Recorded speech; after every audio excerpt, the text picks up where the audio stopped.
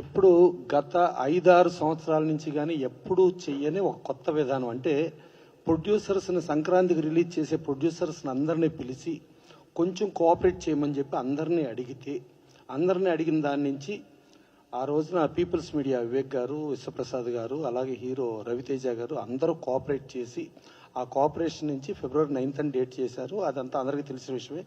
ఇది ఎప్పుడూ జరగని పద్ధతిలో ఛాంబర్ ఫస్ట్ టైము కొత్తగా అందరినీ పిలిచి కోఆపరేట్ చేయమని చెప్పి అడిగే విధానం కొత్తగా ఈ సంవత్సరమే జరిగింది. ఇది వెరీ క్లియర్.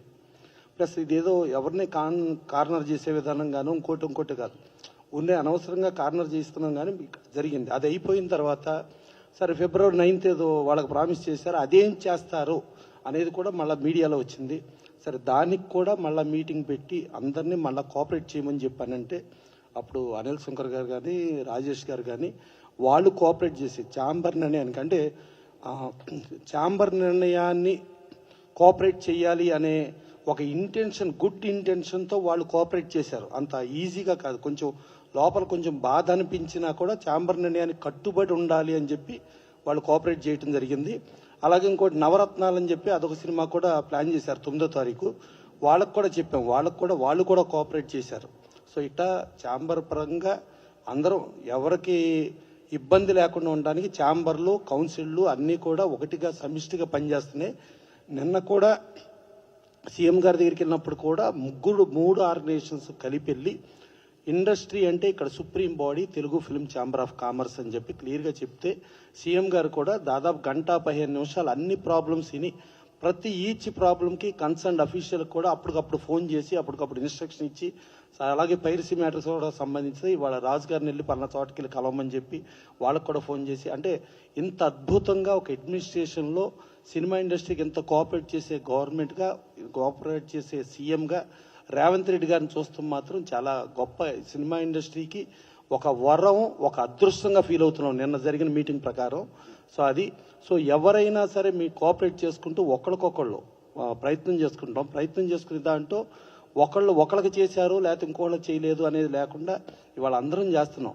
అలాగే మొన్న మా సునీల్ గారు ఏషియన్ మల్టీప్లెక్స్ ఆర్సీపురంలో చేస్తే టోటల్గా హనుమాన్ టీం మొత్తం మెయిన్ చీఫ్ గెస్టులుగా వాళ్ళతోనే ఓపెన్ చేపించి వాళ్ళతోనే మా సునీల్ గారి దగ్గరుండి జై హనుమాన్ అని చెప్పి హనుమాన్ని ముందుకు తీసుకెళ్లడంలో సునీల్ గారి తోడ్పాటుని కూడా మర్చిపోవాల్సిన ఇది అవసరం లేదు. అలాగే రాజు గారు కానీ వాళ్ళ ఇండస్ట్రీలో ఒక సినిమా సూపర్ హిట్ అయింది అంటే ఇండస్ట్రీ మొత్తం ఆహ్వానిస్తుంది, అందరం చాలా హ్యాపీ ఫీల్ అవుతాం. ఈ సినిమా ఇండస్ట్రీలో అన్ని సినిమాలు ఆడాలని కోరుకుంటాం. అలాంటి పరిస్థితి జరిగింది. కానీ మనం ఏదో కొంతమంది ఎవరన్నా వేరేగా కూడా అప్పుడు అలా జరిగింది ఇప్పుడు అలా జరిగింది. ఇవాళ పర్ఫెక్ట్గా అందరం కూర్చుంటున్నాం, అందరం మాట్లాడుతున్నాం, కోఆపరేట్ చేయమని అడుగుతున్నాం. కోఆపరేట్ చేసిన వాళ్ళకి ఆ రోజున ప్రెస్ మీట్ పెట్టి చెప్పడం జరిగింది. ఎవ్రీథింగ్ ట్రాన్స్పరెన్సీగానే చేస్తున్నాం, ఇక్కడెక్కడ రహస్యంగాను హైడ్ అండ్ సీక్ గాను ఏమీ చేయటం లేదు. సో అందుకని దయచేసి మీడియా ఒకళ్ళకొకళ్ళకి కొంచెం తంపులు పెట్టే విధానం కాకుండా కోఆపరేట్ చేసుకునే విధానం, అంటే మీడియానోను సినిమా ఇండస్ట్రీ పుట్టిన కాడి నుంచి ఒకటే.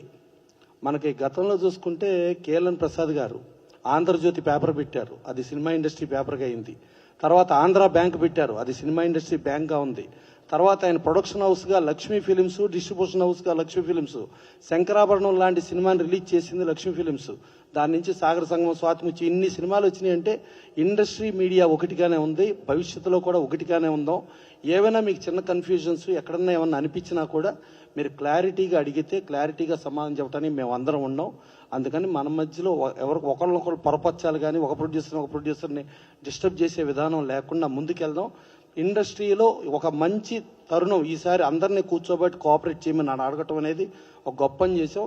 అలాగే ఇందాక మా లక్ష్మీనారాయణ గారు సోదరుడు అడిగినట్టు పక్క రాష్ట్ర ప్రయత్నం చేద్దాం, అవుదో ప్రయత్నం అయితే చేద్దాం. డెఫినెట్గా ఇండియన్ ఇండస్ట్రీలో అన్ని చోట్ల అందరినీ కూడా కోఆపరేట్ చేయమని అడుగుదాం.